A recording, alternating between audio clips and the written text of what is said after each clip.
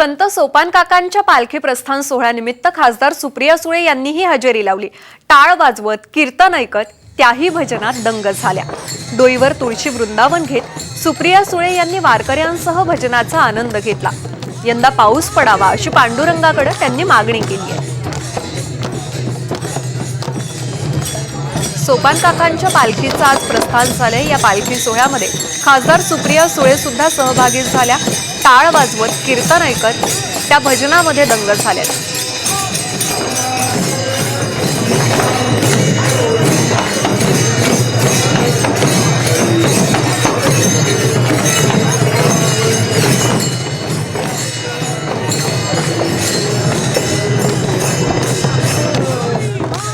एक आनंदाची आपली संस्कृतीची आणि पांडुरंगावर विश्वास ठेवणारा हा समस्त महाराष्ट्र आणि देशातली जी जनता आहे ती श्रद्धेच्या नात्याने जी येते, हाच एक अप्रतिम सोहळा सण आणि आपले हे संस्कार आहेत। मी पांडुरंगाला विठुरायाला एवढीच साकडं घालीन की महाराष्ट्रात आणि देशात चांगला पाऊस पडू दे आणि अडचणीत आलेल्या बळीराजाला न्याय मिळू दे। संत मालिकेतील आद्य महिला संत मुक्ताबाईंच्या पालखीचं बीड जिल्ह्यात आगमन झालंय। गोदावरी स्नान करून या पालखीचं बीड जिल्ह्यात प्रवेश झाला। मोठ्या थाटात बीडकरांनी या पालखीचं स्वागत केलंय।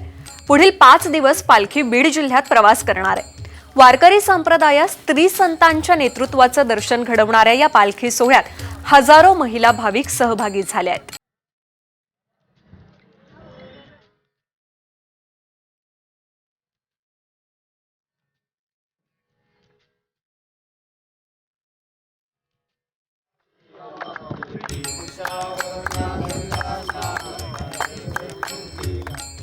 एकीकडे ज्ञानोबा माऊलींची पालखी विठुरायाच्या दर्शनाला निघाली आहे, तर आळंदीत मात्र त्यांच्या समाधीची विधिवत पूजा केली जाते। आळंदीतील सकाळचा समाधीचा अभिषेक करतानाची ही दृश्य आहेत।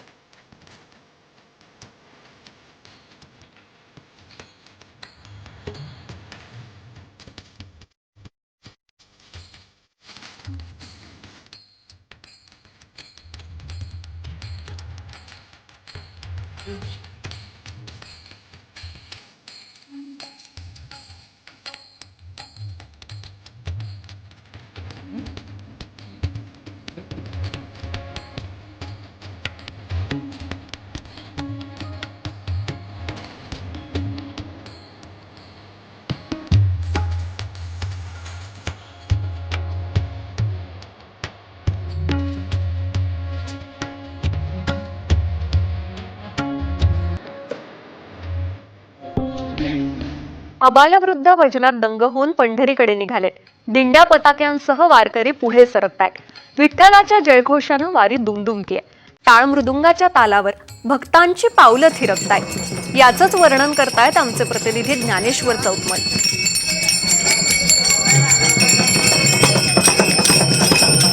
रामकृष्ण हरी मंडळी, हा वाद्यांचा गजर चालू आहे सोपानदेव महाराजांच्या मंदिराच्या समोर आणि हे सगळे जे वारकरी आहेत ते भजनात दंग झाल्याचा आपण पाहतोय।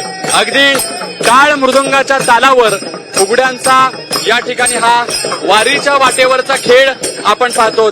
हा बाल गोपाळ आहे आणि मृदुंगाच्या तालावर या सगळ्या वारकऱ्यांचा हा पावलीचा कार्यक्रम या ठिकाणी आपण पाहतो आहोत।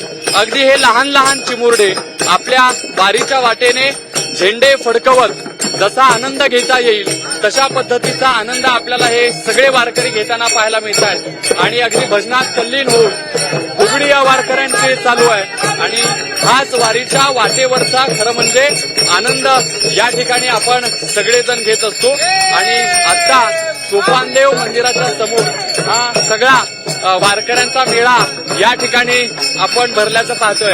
हा एक बाल गोपाळ देखील या वारीच्या वाटेवर या दिंडीमध्ये सहभागी झालेला आहे आणि अशाच पद्धतीनं हे सगळे वारकरी पांडुरंगाचा जयघोष करत पंढरीची वाट चालताना आपण पाहतो आहोत। कॅमेरा पर्सन आदर्श कटकेसह मी ज्ञानेश्वर चौतमल, साम टीव्ही न्यूज, सासवड।